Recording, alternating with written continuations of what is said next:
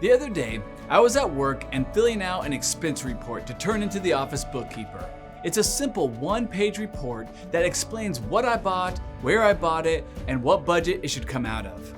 We fill out this report every time we buy something for our department. I was filling this out when someone else came into the copy room to do the same thing. I happened to look over and I saw that their form was bold and it looked sharp, looked brand new.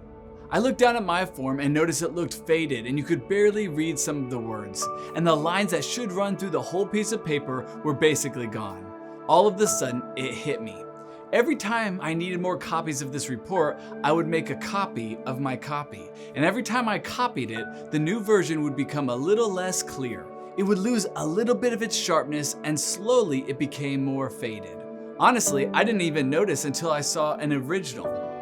God spoke to me in that moment and said, I am the original. Copy your life after me, and you will stay bold, sharp, and able to fulfill the purposes that I have created you for. Romans 12:2 says, don't copy the behavior and customs of this world, but let God transform you into a new person by changing the way you think. Then you will learn to know God's will for you, which is good, pleasing, and perfect. Here's the point for us today. We have to be careful about what we copy. If we spend our time copying what the world says a Christian should look like, or copying what other people who say they are a Christian and what they look like, we are in danger of becoming unrecognizable as a Christian or follower of Christ. Even the Apostle Paul carefully says, follow my example as I followed the example of Christ. Christ is the original. He is the one we must model our life after. We can't model our life after what we think we should or what others think we should. We are called to be like Jesus. We have an invitation from Jesus today to follow his example.